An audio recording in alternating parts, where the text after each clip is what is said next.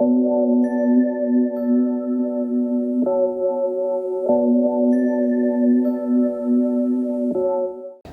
alaikum Al Hadi Lions. Welcome back to our podcast Beyond the Broadcast. This is our second episode titled Beyond the Front Desk, and today we have a very special guest with us. She is probably the first person you see when you walk into the building and the last person you see once you exit the building. She is always smiling at us, always encouraging us, Aww. to keep on going or to have a good start to the day. And that is Sister Qiyamah. Salam, sister. Assalamu Walaikum Thank salam. you so much for having me. No, thank you so much for gracing us with your Aw. presence today. Alhamdulillah for everything. So this is just going to be like a conversation to get to know more about you outside of school. Since we see you every day, it would be really cool if we could get to know you more. Okay. Yeah. All right. So I heard that your family belonged to the Moors. So I think everyone would be interested to know more about that. Can you tell us what the Moors are? Yes, actually, what they're called, their name is the Moorish Science Temple of America. Wow. And what that deals with is it's like a mixture of a little bit of Islam, a little bit of African culture, and a little bit of American culture too. So it's like a blend or mix. Wow. So, yeah. Yeah, so did they originate over here or in... Actually, yes, their founder, who they call a prophet, his name was Noble Drew Ali, and it was in Newark, New Jersey, Wow. 1913. Oh, okay, that's pretty cool. So how is your family related to the Moors? Well, let me take you back a little bit even before the Moors, before we got into the Moorish Science Temple. I was raised Christian. So I was used to Christmas and Easter and all the Christian holidays and everything up until I was maybe about 6. That's when my family got introduced to the Moorish Science Temple, and they decided to become a part of it. And what it is basically they don't believe that the African Americans here, they don't believe in African Americans. They say that they are called Asiatics, and they are descended from Morocco. So descended from, that's where they get the Moors from. So they don't believe in calling each other black people, Negroes, or colors. They believe in saying that they are Asiatics. Oh. Meaning that everybody came from Asia. That was the first place that the land masses was called Asia before Yeah. it broke up into different continents. So that's where Yeah. they get Asiatic from. So that's where they came from, and they decided to call themselves the Asiatics instead of African Americans or anything. Yes. Okay. So how did you find Islam, and how did you revert back to Islam? And that's very, very interesting where you said revert, because a lot of people say convert, Yeah. and that is very good. I use the word revert only because convert meaning like you're changing into Yeah. something. Revert meaning that you're going back. So Exactly. a lot of African Americans, I say African Americans though, a lot of us African Americans, we came from Africa, but there were also many of us here in America, even before Columbus. So even Yeah. back when Native Americans, we were here. So it was during the process of going through slavery and becoming enslaved and taking our religion and our culture and our religion and nationality. That's where they big into nationality, the Moors, because that's what they say, that's what their nationality is. They're of the Moorish nation. That's very cool. It's like a blend of so many different cultures, religion coming together, and it created that group. Yes. That is very interesting. So how did you find Islam? Well, it's very interesting. Not only did I find Islam, I fought Islam for a long time. My husband, he was a Muslim, and he was trying to teach me and tell me about Islam, and I wasn't hearing it because I was into the Moorish Science Temple, and the teachings are totally different. But one day I just happened to sit down and open the Quran and start reading, and I was like, wow, it hit me. I was like, this is so powerful. This is so interesting, and that's it. Yeah, that just kind of shows us that we should be open to new ideas, because we might Exactly. learn something that we might not Yes. be willing to learn before. That's right. It's Yes, very yes. interesting. So after you found Islam, how was the reaction from your family? It was bad. Oh my Oh. gosh, it was real bad, y'all. Oh my God. well, I even stopped talking to some of my family members for a while because they're like, "How could you do that?" And da, da, you know what you're doing, and da da da. But look, I was at peace. It was between me and Allah, and I was like, this is who I am. And every day to this day, I took Shahada, became Muslim when I was 22 years old, and I took Shahada, became Muslim, got married, and left my hometown, which is Philadelphia. I left all in 1 week, but this is within a few days. So that was a lot. So it was a lot that my family was dealing with. And I know it's probably hurt that, the way I did it and everything. But, I was young and thought I was doing what I felt like I thought was the right thing to do. So if I went back, I probably would do it a little different, but alhamdulillah, Allah makes everything happen for a reason. But to this day, for 37 years, I've been Muslim now, and I am so happy, and I thank Allah every day for making me Muslim, and I pray every day, Allah, please don't let me go back to that lifestyle. So, yeah, mashallah, that's a very great story, and it's very nice, and it's so surprising how this all happened in a few days. Like it must have been like a big change. It was. It was a big change, but it was a good change, though. Alhamdulillah. Yeah, alhamdulillah. So after you reverted, you moved from Philadelphia to Houston? Yes. No, I took a long, winding ways to get here to Houston. After I left Philadelphia, I went to my husband's hometown, which is Detroit. So I lived there for a while. Wow. From there, I moved down to the Caribbean, in Virgin Islands. I lived down there for a while. I've lived in Atlanta. I've lived in Ohio. I've lived Florida, and I lived down in Florida for a while, and from there then I came over here to, not Houston, Galveston. So I lived in Galveston, and I was there for about 8 to 10 years before I even came to Houston.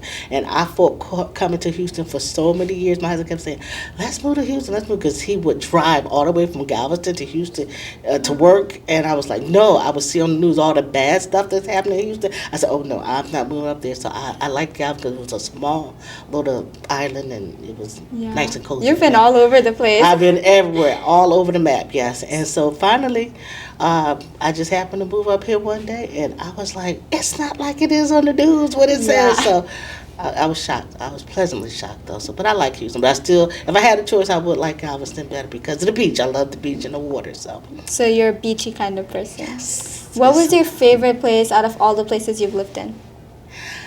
I would say the Caribbean, only because the water there is so pretty, and if you go swimming and you can go underwater and open your eyes, you don't have to worry about like being in the pool and bleach or anything like that. And you open your eyes and you see all the beautiful fish, and it's like a whole nother ecosystem, a whole nother world underwater. Wow. It is so nice. Yeah, so I really like it's that. definitely very beautiful. So I still love my whole time Philly though. Yeah. So I was up there this summer, and it was really cool. Yeah, it was a really nice experience. And I remember. Did you get any Philly cheesesteak? Yes, I did. So before I left to go in the summer, Sister Qiyamah told me all the cool places that I should go to. And I definitely tried the Philly cheesesteak. It was really good. And the pretzels as well. The pretzels, oh my God, the pretzels are amazing. Hopefully one day I can get some pretzels down here to y'all, because those are amazing. I used to be in college, and I would eat, like I would be in a rush going from one class to the next, and I would say, oh, let me try to stop at the pretzel stand just to get a pretzel, because it would fill you up, and it's so nice. Then they're very fresh. Yes, soft. Ooh, especially when they're warm. Yes, those are the best. They're fresh and they're soft, and they make it right in front of you. Yes, those ones are the best. And one thing I remember about when being young, my dad, he used to go every Saturday. He'd get up and buy about 50 to 60, maybe 100 pretzels, like a big rack of pretzels, and he would give them out to everybody in the neighborhood. They would know on Saturday to come to our house and get some hot warm pretzels. Yeah, that's one of your core memories. Yeah, that is so nice. Now we're gonna take a quick short ad break, and we'll be right back. Aw, do you want a book? I have the perfect book for you. Look. No, it's really nice. No, I already have I read it myself. No, I already have I insist. No, looking for a book? Come visit the Al-Hadi Library today. Assalamu alaikum, Lions. Welcome back from the ad break. We have Sister Qiyamah here with us today, and now we're moving on to our second segment, which is going to be like a rapid fire segment. So, Sister, I'll be asking you quick, short questions, and you have to answer them really quickly. Okay. Okay. Are you ready, Sister? I'm ready. Come on. Let's rely. Okay. Your favorite quote? By any means necessary. Okay, that's great. That's by Malcolm X, Ahajmali Kashabaz. That's great. 5 words to describe you. Artistic, adventurous, Ooh. happy, Yeah, definitely. Friendly and warm. Those definitely describe your sister. Okay, favorite office supply? Sticky note, post-it notes. Oh my gosh, I use them all the time. Yeah, you do. They're always around her office, always around her desk. Different colors. I see Yeah. pink a lot. Oh yes, pink is my favorite color. Yeah. As you can tell. As you can tell. Okay, favorite book? Ooh, I'm gonna say the Quran. I'm gonna say the Quran, the Holy Quran. Yes, that's great. Yes. We all love the Quran. Yes. What about your favorite season? Spring and fall. Can I have two? Spring and fall. Let me tell you why. Yes. It's not too hot and it's not too cold. I can't do hot and I can't do cold. It has to be right in the middle. That So makes spring and sense. fall. But which one would you prefer more? Spring. Yes, you are. She is such a spring person. Okay, what about your favorite fictional place? Ooh. Wow. I said the library. I love books. I have over 300 some books. I have a huge library. Wow, that's Yes. great. What about the most important advice you've ever gotten? To be yourself. That's Don't great. try to be nobody else because you just be yourself. That's Yeah. all we know. And I think that resonates a lot with your story as well. Oh, That's no great. doubt. What did you want to be as a child when you grew up? You're not gonna believe it. I can remember it so vividly. Second grade, I said I'm gonna be just what that was up front with the teacher. I wanted to be a teacher, Aw. and it kind of turned out that way too. So that's so Yeah. ironic. That's so cute. So you've always had that dream, and you became one. That's great. What is your favorite cuisine? Eggplant lasagna. Ooh, I make a mean eggplant lasagna, y'all. you have to make that for us one day, I have sister. to, inshallah. Yes, yes. For the whole yes. school? Yes, I did that. I used to teach a sewing class. I'm going to go really fast. Teacher sewing class, and at the last day we had a party and had lasagna, and they loved it. Aw, that's so cute. We have to have your Inshallah, lasagna sometime. inshallah. Okay, what sport do you think you would compete in the Olympics? Oh, I would say track. Only because, believe it or not, y'all, I ran track and field in school. Whoa. I ran cross country, and I ran track. So I would say How track. was your experience in that? It was so crazy and it was so cool. It was like I was thrown into varsity my 9th grade year. I'm like, varsity? But they said I was good. I guess I was. So, yeah. I used to That's love nice. running, yes. Many years ago, though. Yeah. What was your nickname if you ever had one? Ladybug. Oh, that is so cute. Who gave that Ladybug. to you? My mom and dad. Ladybug, yep. That and is very cute. Then after I grew a little bit older, they started calling me Lady. So, Ladybug. The bug went away. Yeah. Yeah. What city would you want to travel to? Say that again. So what city would you want to travel to? City? Ooh. Actually, I want to go to California. I've never been to California. Really? Yeah, Wow. I've never been. I would like to go. Wow, so that's on your bucket list next? Yes, most definitely, yes. When is your birthday? I know it passed a few days ago. It's in October. Yes. October 14th. That's my birthday. October 14th. Everyone, now you'll always remember. And what is your hidden talent? Oh, sewing, clothes, and fashion. That's my Whoa. hidden talent. I always tell everybody I am masquerading as an administrative assistant, a Frontdesk person. I am really a fashion designer. Now, that's my dream and goal. One day, you're going to see Sister Qiyamah Islamic fashions out there, inshallah.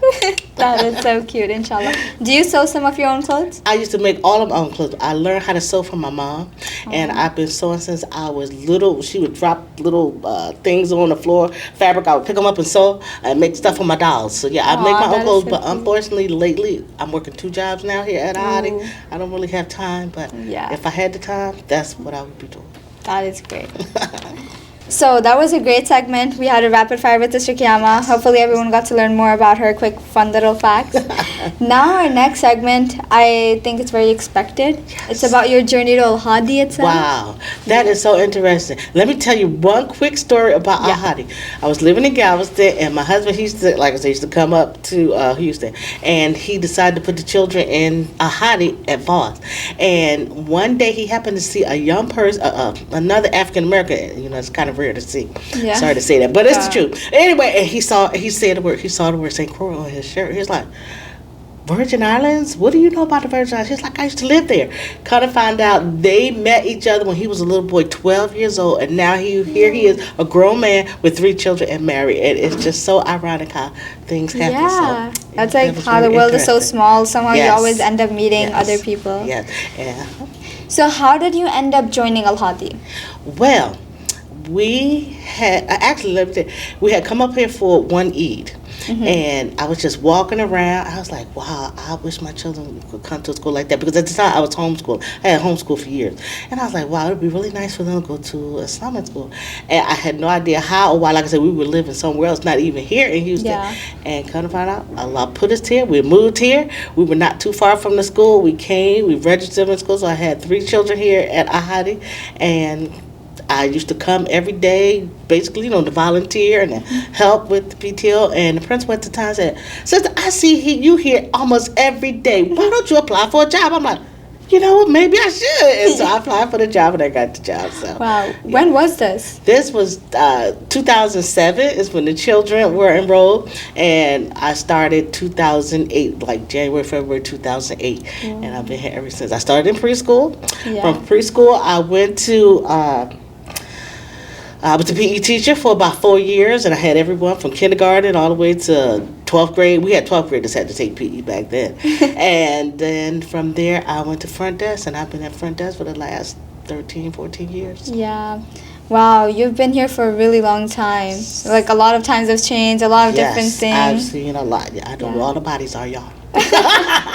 I remember when I first joined, your desk used to be like at the front inside the cubicles. Yes. And then they moved it out front. Yes. How was that change for you? I loved it because when I was in there, all the teachers used to come and take everything off of my desk because they were in a rush. And of course, I can't say no because they're teaching. But this was my stuff. I don't want your room to take your stuff. I was so happy they moved me over this, and I'm all by myself and nobody take my stuff. Sometimes they do. They're in a rush, but that's okay. It's That's all right. okay. Yeah. So this is just a PSA for everyone. Like, just Keep your hands I- off to the camera stuff. I got some stuff for y'all now. Yeah. My stuff, my pink stuff.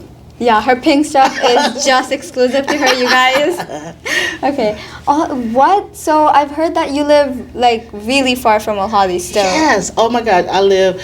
Okay, on Fridays it will take me at least an hour and 20 minutes to get here. That's on Fridays because the traffic is just like insane. Yeah. But normally it would be between 45 to an hour every day Wow. coming and an hour going back. Yes. So- and that's so strange because when we were at Voss, I lived right across the street. No car, I walk right across the street, no problem. So yeah. Oh. So how was the drive? Like, how did you adjust to driving to all the way to the Richmond campus? Well, it was, I'm not going to say it's hard, but it could be very trying, but I know I'm going to do a good job. I'm there for a reason, for a purpose. So it's like I'm driving with a purpose. So. Oh, that's like talking with a purpose, Talking but with a purpose. driving with a purpose. Yeah, driving with a purpose, yes. She comes here every day, 1 hour. Every day, yes.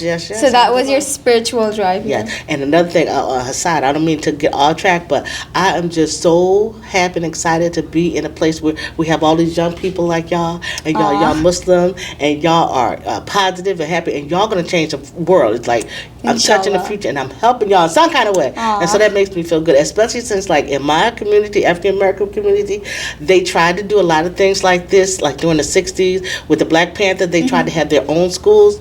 They shut them down. They did horrible things, killed a lot of people. They didn't want this. So to see that this is able to be done on an Islamic level, I say alhamdulillah for that. So I'm happy. Alhamdulillah. And it's really nice having you there, like you said, you always have an impact on us, always Y'all so having. sweet. I'm here just for y'all. Not for the people, the politics, for the youth. Y'all are the future. Y'all gonna change things, y'all. Inshallah. So, sister, like I said, you've seen a lot of times changing. What has been one of your favorite memory at Al Hadi? I'm gonna say the sleepovers. We used to have some sleepovers with the girls, and we would have movie time, and the girls would have fun with doing games. I thought that was fun. So I think that was fun. They used to do that before? Yes, and also the field trips. We used to go on good field trips, fun field trips. So that was fun. So those are some of your core memories. Any one out of those specific ones, which is your like you just hold it very close to your heart? Oh. No, I can't. I'm gonna have to think about that because it's like every day is like a gift. Every day, and it's like all the memories that I have, they're just so special. Even right now, being on this podcast with you, this is so sweet. Makes us to so y'all happy. for even think about Sister Qiyamah. Yeah. Oh my goodness. You were So, one of the first people that we thought about that's because a you were blessing. like, we should Thank know more y'all. about you. We see you every day. Thank you. Of course. So, what impact has Al Hadi and the Al Hadi community have had on you? Well, I would say a very positive impact. Just to see Muslims every day greeting you with salams. I had one student ask me, I guess this might be one of those moments, memories that you were asking me about. One student came up to me not too long ago and asked me, Sister Qiyamah, how many times do you say salams a day? I'm like, you know what? I don't know. I never thought of it. After that, each person I said salams to, I would note it down. And I counted them all up. It was over 100 and something times. Each time, like during the afternoon and in the morning. Wow. At least 100. So add them up together, it's like 200, over 200 sometimes in one day. So, alhamdulillah. Yeah. If we had a counter for Sister Qiyamah's most said word, it would be salam. You should start like making a tally, and then we can collect it over the years and see how many times you said salam. Alhamdulillah. Yeah, you're really collecting all that salam, you know? Yes, inshallah. I'm trying, y'all. I'm trying to get some blessings. Yeah, that's great. Okay, sister, so we would also love to know more about your family. Okay. So, like, your kids. Can you tell us more about them? Yes. First of all, I'm one of 8. My mother had 8 children. And now she has over 30-something grandchildren. Whoa, over mashallah. 30-something great-grandchildren. Mashallah. And 3 great-great-grands. So I am... First, I'm a mom of 4. I have 2 boys and 2 girls. And I am a grandma of 2. And also a great aunt. Wow. Great aunt. Don't that sound so weird? Yes, a great aunt. So, alhamdulillah. Wow. She's only about a month old now. That is so adorable. So you have a really big family. I have a big family. And I'm the only one who left Philly and only one who's far away. So they're all in Philadelphia? Everybody. Well, that's just my mom's family. Of course, I have a huge, much bigger family that we have a reunion every year, and over 300 or 400 of our family members attend every year. Wow. It's like a weekend, Friday, Saturday, and Sunday. Yeah, so that's like a whole holiday. Yes. The big family reunion. Yeah, it is in a different city every year. Oh, wow. So where was it last time? Last year was Washington, D.C. Ooh. Where do you think it's going to be this year? I don't know, but I hope they come to Houston one year. I don't know. So you don't have to go anywhere. They can come to you. That would be so nice. You can get them an Al-Hadi tour. That's right. That's the only thing, but they're not Muslim though, y'all. I'm the only Muslim in my family. I do have a cousin in Philadelphia, and he's much older than me, but it's this. I'm the only one, so. They can still come. I'll be trying to give dawah, y'all. I'll be trying. Yeah. Inshallah. Inshallah. But it's Allah who make Muslims, not me, so. Yes. How was your experience, when you were growing up with your kids, like moving from place to place? It was pretty cool. That was fun. To me, that was most of the time because I got to see so many different things, met different people from all over the world, and it was really nice. And I was homeschooling, so it was easy. I didn't have to pull the children out of school or anything. So. Oh, that's nice. That's nice for them. Yeah, it was pretty good. And when we were in the last stop before Houston, Galveston, I did put them in public school for maybe about 6 months before I moved up here, and they wanted to put the children ahead because they said that they were, pretty much mastered everything. So I guess I was doing a good job. Good job, sister. So they must have had a very diverse, growing up. A lot of different places, a lot of different cultures, a lot of different people. Yes. So how was it for them? Did they like that? They did. Some, let me say some did. Some did and some didn't. They're like, Mom, why we always got to do? Why we always... You know how children are. Yeah. 'Cause they would make friends, and then, yes, we would have to move, and that would be kind of hard, too. But all in all, they said they had a good upbringing. They liked it. That's great, alhamdulillah. Yeah.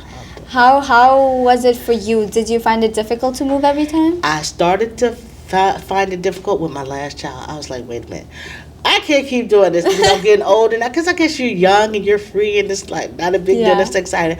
But after you get so many people, you have so much stuff to pack up, that gets a little tiring. So, I haven't moved in a long time. But, you decided to stick in Houston. You were like, Houston is my place. That's it. And this is the longest place I've ever lived to. Oh, wow. How long? I think between Galveston, that was about 8 years here in Houston, and about another 17 years. So it's the longest I've stayed anywhere. So So thank you, Sister Qiyamah, for all that information. I personally learned a lot about you. It was really fun.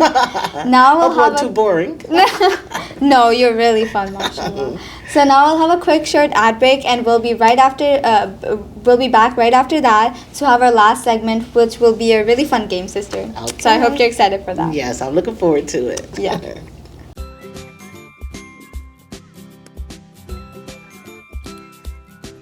Do you love playing soccer? I know they do.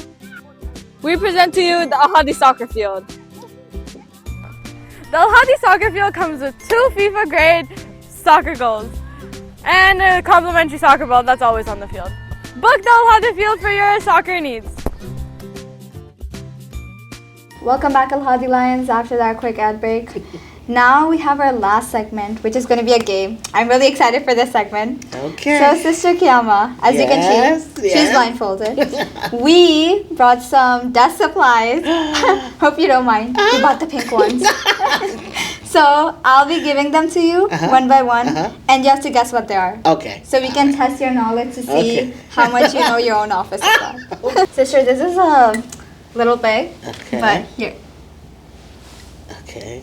Ooh, I know what it is. I know what it is. My pink flowers. Oh my God. You know, this wasn't a good idea. This is going like way too fast, sister. You're getting everything. I feel the bridges and the grooves on it. Oh my God. I can take that. Thank Sister, here's your next item. Okay. Let's see if you can guess this. Oh, this is my clipper thingy. It's like a clip. The binder one? Yes. Yeah. It's the big one. I got a little teeny one too. Well, just to let you know, this wasn't from your desk. Uh-oh. The fact that you still got it was really impressive. I have so many different sizes, different colors. Yeah. Let's see if you can guess this. Okay. Oh, this is not from my desk, but this is a whistle. Yeah. It's a scrunchy thing you put on your arm like that to carry your keys. Yeah. You know, this test was a fail. We were going to see if she knew her own things, but never mind her own things. She knows everything else as well. We have another item. Let's see if you can guess this. Okay. Hopefully you're not able to. Okay. Oh yeah, y'all. This is a hard one. This is definitely not from my desk. Yes. I have no idea what this is. It's something that's weighted. You sit it down. It looks like this is. I have no idea. Y'all got me that time. I don't know what this is. Well, I think you can take off your blindfold to see. Okay, let's see. Oh, that's so cute. A little tree. Yes, that's from Sister Malak's desk. Oh, that's it's nice, like a paperweight. It's very cute. Oh, but yeah. I love the color too. Yes. And Sister Malak gives excellent gifts too. Yeah. That is so cute. So that test was to see if Sister Qiyamah knew her own desk supplies, but let alone her own. She knew everyone's desk supplies. Except that last one. I didn't know. Y'all got me on that one. She has a lot of experience with this. So that test failed. But Sister Qiyamah, we have a little gift for you. Uh-oh. We heard that you really love Hello Kitty.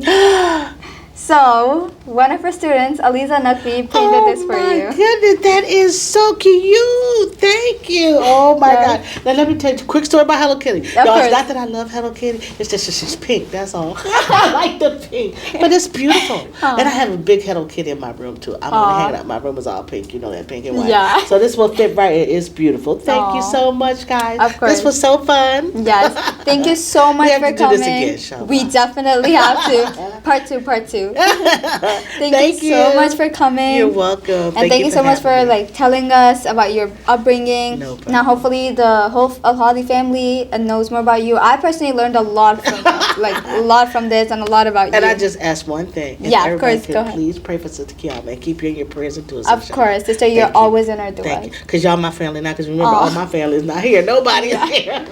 You guys were her family. Yep, y'all yes, my family. of course, you're always in our du'as. Thank you. Yes, thank you so much for coming, sister. Thank you for having me. Inshallah, this was our second episode. We hope you guys really enjoyed it.